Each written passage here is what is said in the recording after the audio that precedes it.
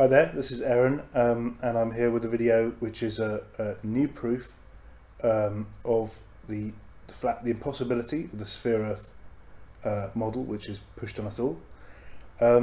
Obviously, there are lots of ways to prove that the surface of the Earth has no curvature and is flat. But what's unusual about this one is this is really, you could describe this as a glitch in the matrix, because what I've found is that actually there are events in history which have been somewhat covered up, it seems, because they don't really fit with the sphere-Earth model.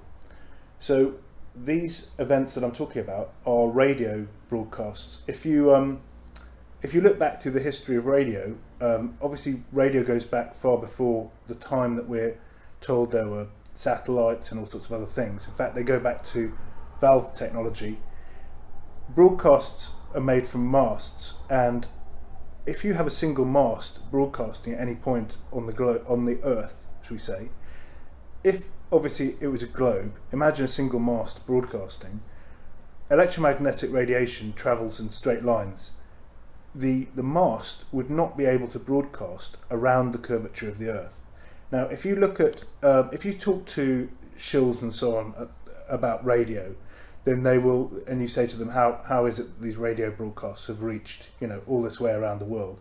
They will try and tell you that there's relays all over the place.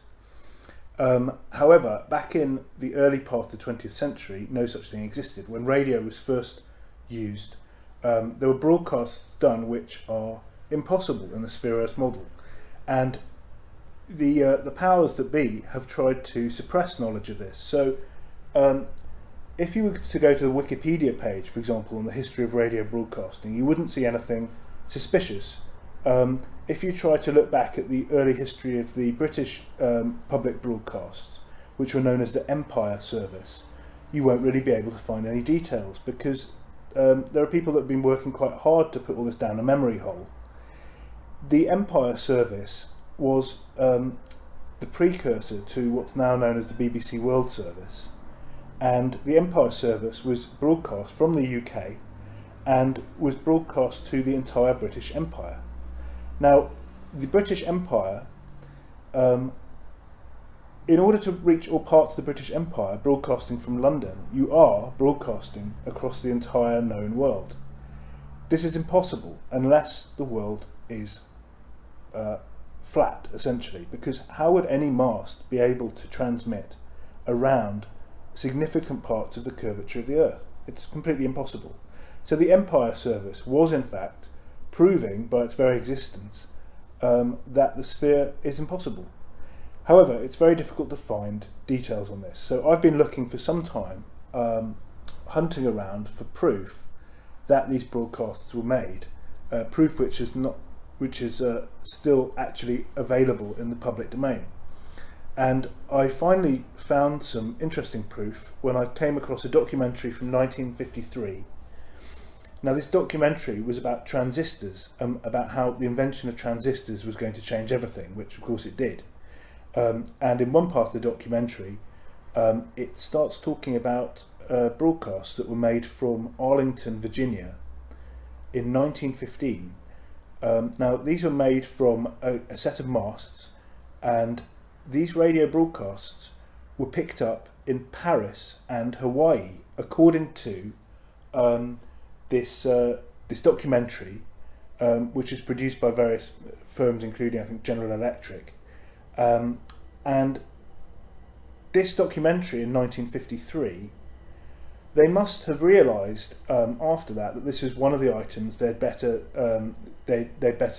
hide away, because it's only recently that this 1953 documentary has been re-released and is available. So I was watching this documentary, and sure enough, it started talking about these broadcasts, and actually put up a little graphic map which I've snapshotted.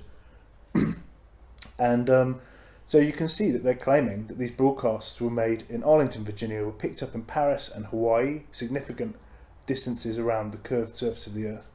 And unless someone has a way to explain how these signals somehow reach their destination, I mean, no doubt shills will start talking about freak atmospheric phenomena and of weather conditions and God knows what.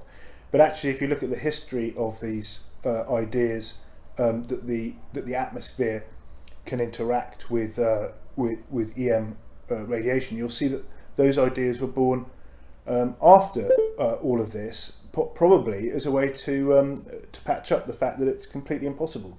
Now, I don't think anyone has ever produced any evidence that radio waves, which you send up into the atmosphere, are going to get bounced down around the world, around the sphere of the world. What are they going to bounce off, and how does that work, and what is the evidence that there's any way for this to occur? It's just ridiculous. So I'm afraid they screwed up. They screwed up by being too proud of their worldwide transmissions, making a big song and dance about it, and then only too late realising that they just proved that the world is not a sphere. Anyway, I hope you've enjoyed this. I've given this info to various other people in the Flat Earth movement today, and hopefully they will be breaking this out as an additional killer proof. So yeah, so I hope that helps. Take care.